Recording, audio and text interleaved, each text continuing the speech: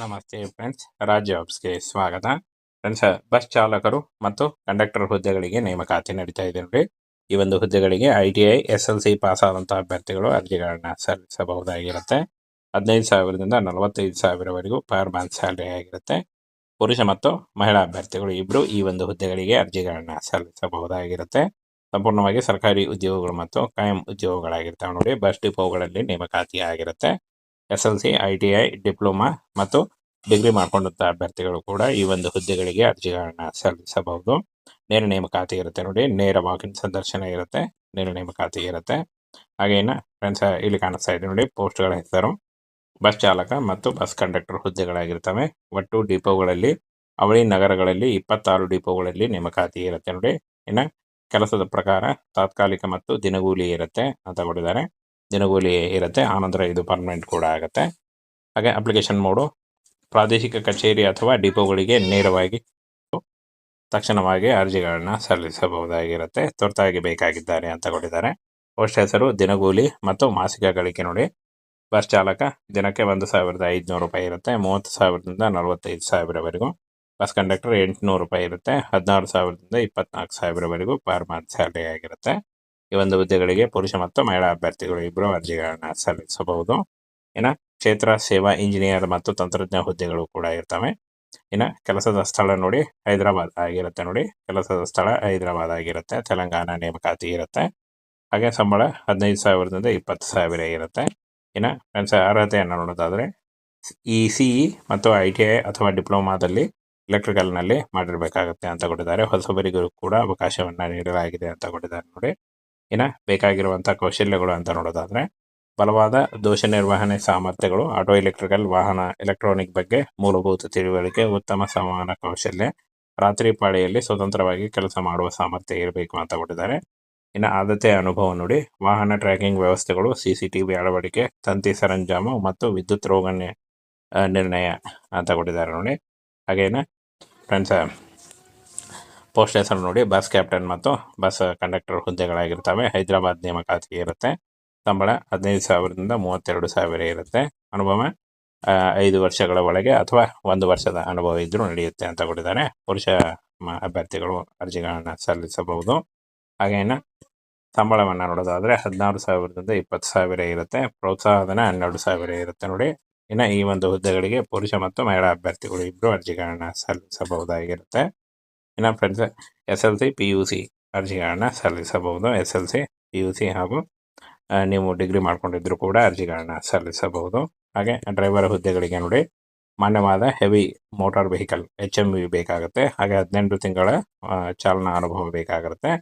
ವಯೋಮಿತಿ 18ರಿಂದ 30 ವರ್ಷದ ಒಳಗಿನವರು ಅರ್ಜಿಗಳನ್ನ ಸಲ್ಲಿಸಬಹುದು. SLC ಅಂದರೆ SC ST ಅಭ್ಯರ್ಥಿಗಳಿಗೆ 5 ವರ್ಷಗಳ ಇರುತ್ತೆ. ಹಾಗೆ OBC ಅಭ್ಯರ್ಥಿಗಳಿಗೆ 3 ವರ್ಷ ಮತ್ತು PWD ಅಭ್ಯರ್ಥಿಗಳಿಗೆ 10 ವರ್ಷಗಳ ವಯೋಮಿತಿ ಸಡಿಲಿಕೆ ಕೂಡ ಇರುತ್ತೆ.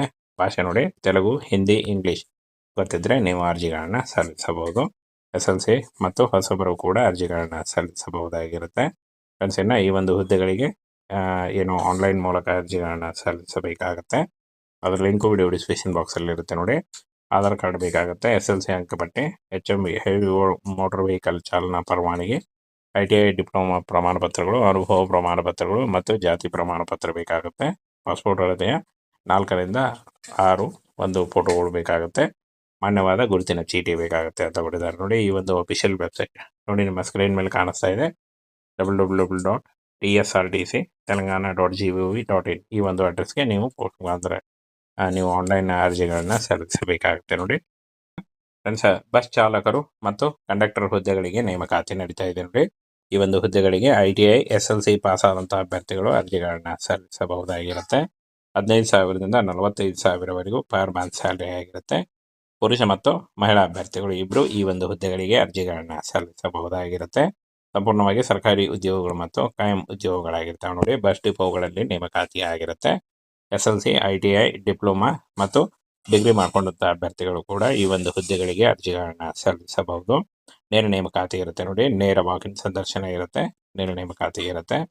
ಹಾಗೇನು ಫ್ರೆಂಡ್ಸ್, ಇಲ್ಲಿ ಕಾಣಿಸ್ತಾ ಇದೆ ನೋಡಿ ಪೋಸ್ಟ್ಗಳ ಹೆಸರು. ಬಸ್ ಚಾಲಕ ಮತ್ತು ಬಸ್ ಕಂಡಕ್ಟರ್ ಹುದ್ದೆಗಳಾಗಿರ್ತವೆ. ಒಟ್ಟು ಡಿಪೋಗಳಲ್ಲಿ ಅವಳಿ ನಗರಗಳಲ್ಲಿ 26 ಡಿಪೋಗಳಲ್ಲಿ ನೇಮಕಾತಿ ಇರುತ್ತೆ ನೋಡಿ. ಇನ್ನು ಕೆಲಸದ ಪ್ರಕಾರ ತಾತ್ಕಾಲಿಕ ಮತ್ತು ದಿನಗೂಲಿ ಇರುತ್ತೆ ಅಂತ ಕೊಟ್ಟಿದ್ದಾರೆ. ದಿನಗೂಲಿ ಇರುತ್ತೆ, ಆನಂತರ ಇದು ಪರ್ಮನೆಂಟ್ ಕೂಡ ಆಗುತ್ತೆ. ಹಾಗೆ ಅಪ್ಲಿಕೇಶನ್ ಮೋಡು ಪ್ರಾದೇಶಿಕ ಕಚೇರಿ ಅಥವಾ ಡಿಪೋಗಳಿಗೆ ನೇರವಾಗಿ ತಕ್ಷಣವಾಗಿ ಅರ್ಜಿಗಳನ್ನ ಸಲ್ಲಿಸಬಹುದಾಗಿರುತ್ತೆ. ತುರ್ತಾಗಿ ಬೇಕಾಗಿದ್ದಾರೆ ಅಂತ ಕೊಟ್ಟಿದ್ದಾರೆ. ಪೋಸ್ಟ್ ಹೆಸರು ದಿನಗೂಲಿ ಮತ್ತು ಮಾಸಿಕ ಗಳಿಕೆ ನೋಡಿ. ಬಸ್ ಚಾಲಕ ದಿನಕ್ಕೆ 1,500 ರೂಪಾಯಿ ಇರುತ್ತೆ, 30,000ದಿಂದ 45,000ವರೆಗೂ. ಬಸ್ ಕಂಡಕ್ಟರ್ 800 ರೂಪಾಯಿ ಇರುತ್ತೆ, 16,000ದಿಂದ 24,000ವರೆಗೂ ಪರ್ ಮಂತ್ ಸ್ಯಾಲರಿ ಆಗಿರುತ್ತೆ. ಈ ಒಂದು ಹುದ್ದೆಗಳಿಗೆ ಪುರುಷ ಮತ್ತು ಮಹಿಳಾ ಅಭ್ಯರ್ಥಿಗಳು ಇಬ್ಬರು ಅರ್ಜಿಗಳನ್ನ ಸಲ್ಲಿಸಬಹುದು. ಇನ್ನು ಕ್ಷೇತ್ರ ಸೇವಾ ಇಂಜಿನಿಯರ್ ಮತ್ತು ತಂತ್ರಜ್ಞ ಹುದ್ದೆಗಳು ಕೂಡ ಇರ್ತವೆ. ಇನ್ನು ಕೆಲಸದ ಸ್ಥಳ ನೋಡಿ ಹೈದರಾಬಾದ್ ಆಗಿರುತ್ತೆ ನೋಡಿ. ಕೆಲಸದ ಸ್ಥಳ ಹೈದರಾಬಾದ್ ಆಗಿರುತ್ತೆ. ತೆಲಂಗಾಣ ನೇಮಕಾತಿ ಇರುತ್ತೆ. ಹಾಗೆ ಸಂಬಳ 15,000ದಿಂದ 20,000 ಇರುತ್ತೆ. ಇನ್ನು ಫ್ರೆಂಡ್ಸ್ ಅರ್ಹತೆಯನ್ನು ನೋಡೋದಾದರೆ CE ಮತ್ತು ITI ಅಥವಾ ಡಿಪ್ಲೊಮಾದಲ್ಲಿ ಎಲೆಕ್ಟ್ರಿಕಲ್ನಲ್ಲಿ ಮಾಡಿರಬೇಕಾಗುತ್ತೆ ಅಂತ ಕೊಟ್ಟಿದ್ದಾರೆ. ಹೊಸಬರಿಗೂ ಕೂಡ ಅವಕಾಶವನ್ನು ನೀಡಲಾಗಿದೆ ಅಂತ ಕೊಟ್ಟಿದ್ದಾರೆ ನೋಡಿ. ಇನ್ನು ಬೇಕಾಗಿರುವಂಥ ಕೌಶಲ್ಯಗಳು ಅಂತ ನೋಡೋದಾದರೆ ಬಲವಾದ ದೋಷ ನಿರ್ವಹಣೆ ಸಾಮರ್ಥ್ಯಗಳು, ಆಟೋ ಎಲೆಕ್ಟ್ರಿಕಲ್ ವಾಹನ ಎಲೆಕ್ಟ್ರಾನಿಕ್ ಬಗ್ಗೆ ಮೂಲಭೂತ ತಿಳುವಳಿಕೆ, ಉತ್ತಮ ಸಂವಹನ ಕೌಶಲ್ಯ, ರಾತ್ರಿ ಪಾಳಿಯಲ್ಲಿ ಸ್ವತಂತ್ರವಾಗಿ ಕೆಲಸ ಮಾಡುವ ಸಾಮರ್ಥ್ಯ ಇರಬೇಕು ಅಂತ ಕೊಟ್ಟಿದ್ದಾರೆ. ಇನ್ನು ಆದ್ಯತೆ ಅನುಭವ ನೋಡಿ. ವಾಹನ ಟ್ರ್ಯಾಕಿಂಗ್ ವ್ಯವಸ್ಥೆಗಳು, CCTV ಅಳವಡಿಕೆ, ತಂತಿ ಸರಂಜಾಮು ಮತ್ತು ವಿದ್ಯುತ್ ರೋಗ ನಿರ್ಣಯ ಅಂತ ಕೊಟ್ಟಿದ್ದಾರೆ ನೋಡಿ. ಹಾಗೇನೆ ಫ್ರೆಂಡ್ಸ್ ಪೋಸ್ಟ್ ಹೆಸರು ನೋಡಿ ಬಸ್ ಕ್ಯಾಪ್ಟನ್ ಮತ್ತು ಬಸ್ ಕಂಡಕ್ಟರ್ ಹುದ್ದೆಗಳಾಗಿರ್ತವೆ. ಹೈದರಾಬಾದ್ ನೇಮಕಾತಿ ಇರುತ್ತೆ. ಸಂಬಳ 15,000ದಿಂದ 32,000 ಇರುತ್ತೆ. ಅನುಭವ 5 ವರ್ಷಗಳ ಒಳಗೆ ಅಥವಾ 1 ವರ್ಷದ ಅನುಭವ ಇದ್ದರೂ ನಡೆಯುತ್ತೆ ಅಂತ ಕೊಟ್ಟಿದ್ದಾರೆ. ಪುರುಷ ಅಭ್ಯರ್ಥಿಗಳು ಅರ್ಜಿಗಳನ್ನು ಸಲ್ಲಿಸಬಹುದು. ಹಾಗೇನು ಸಂಬಳವನ್ನು ನೋಡೋದಾದರೆ 16,000ದಿಂದ 20,000 ಇರುತ್ತೆ. ಪ್ರೋತ್ಸಾಹಧನ 12,000 ಇರುತ್ತೆ ನೋಡಿ. ಇನ್ನು ಈ ಒಂದು ಹುದ್ದೆಗಳಿಗೆ ಪುರುಷ ಮತ್ತು ಮಹಿಳಾ ಅಭ್ಯರ್ಥಿಗಳು ಇಬ್ಬರು ಅರ್ಜಿಗಳನ್ನು ಸಲ್ಲಿಸಬಹುದಾಗಿರುತ್ತೆ. ಇನ್ನು ಫ್ರೆಂಡ್ಸ್ SLC PUC ಅರ್ಜಿಗಳನ್ನು ಸಲ್ಲಿಸಬಹುದು. SLC PUC ಹಾಗೂ ನೀವು ಡಿಗ್ರಿ ಮಾಡ್ಕೊಂಡಿದ್ರು ಕೂಡ ಅರ್ಜಿಗಳನ್ನ ಸಲ್ಲಿಸಬಹುದು. ಹಾಗೆ ಡ್ರೈವರ್ ಹುದ್ದೆಗಳಿಗೆ ನೋಡಿ ಮಾನ್ಯವಾದ ಹೆವಿ ಮೋಟಾರ್ ವೆಹಿಕಲ್ HMV ಬೇಕಾಗುತ್ತೆ. ಹಾಗೆ 18 ತಿಂಗಳ ಚಾಲನಾ ಅನುಭವ ಬೇಕಾಗುತ್ತೆ. ವಯೋಮಿತಿ 18ರಿಂದ 30 ವರ್ಷದ ಒಳಗಿನವರು ಅರ್ಜಿಗಳನ್ನ ಸಲ್ಲಿಸಬಹುದು. SLC ಅಂದರೆ SC ST ಅಭ್ಯರ್ಥಿಗಳಿಗೆ 5 ವರ್ಷಗಳ ಇರುತ್ತೆ. ಹಾಗೆ OBC ಅಭ್ಯರ್ಥಿಗಳಿಗೆ 3 ವರ್ಷ ಮತ್ತು PWD ಅಭ್ಯರ್ಥಿಗಳಿಗೆ 10 ವರ್ಷಗಳ ವಯೋಮಿತಿ ಸಡಿಲಿಕೆ ಕೂಡ ಇರುತ್ತೆ. ಭಾಷೆ ನೋಡಿ ತೆಲುಗು, ಹಿಂದಿ, ಇಂಗ್ಲೀಷ್ ಗೊತ್ತಿದ್ದರೆ ನೀವು ಅರ್ಜಿಗಳನ್ನು ಸಲ್ಲಿಸಬಹುದು. SLC ಮತ್ತು ಹೊಸಬರು ಕೂಡ ಅರ್ಜಿಗಳನ್ನು ಸಲ್ಲಿಸಬಹುದಾಗಿರುತ್ತೆ. ಫ್ರೆಂಡ್ಸ್ ಇನ್ನು ಈ ಒಂದು ಹುದ್ದೆಗಳಿಗೆ ಏನು ಆನ್ಲೈನ್ ಮೂಲಕ ಅರ್ಜಿಗಳನ್ನು ಸಲ್ಲಿಸಬೇಕಾಗತ್ತೆ. ಅದರ ಲಿಂಕು ವಿಡಿಯೋ ಡಿಸ್ಕ್ರಿಪ್ಷನ್ ಬಾಕ್ಸಲ್ಲಿ ಇರುತ್ತೆ ನೋಡಿ.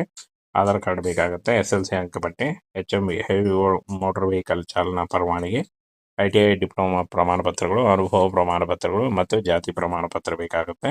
ಪಾಸ್ಪೋರ್ಟ್ ಅಳತೆಯ 4ರಿಂದ 6 ಒಂದು ಫೋಟೋಗಳು ಬೇಕಾಗುತ್ತೆ. ಮಾನ್ಯವಾದ ಗುರುತಿನ ಚೀಟಿ ಬೇಕಾಗುತ್ತೆ ಅಂತ ಕೊಟ್ಟಿದ್ದಾರೆ ನೋಡಿ. ಈ ಒಂದು ಅಫಿಷಿಯಲ್ ವೆಬ್ಸೈಟ್ ನೋಡಿ ನಿಮ್ಮ ಸ್ಕ್ರೀನ್ ಮೇಲೆ ಕಾಣಿಸ್ತಾ ಇದೆ. www.tsrdctelangana.gov.in ಈ ಒಂದು ಅಡ್ರೆಸ್ಗೆ ನೀವು ಪೋಸ್ಟ್ ಅಂದರೆ ನೀವು ಆನ್ಲೈನ್ ಅರ್ಜಿಗಳನ್ನ ಸಲ್ಲಿಸಬೇಕಾಗುತ್ತೆ ನೋಡಿ.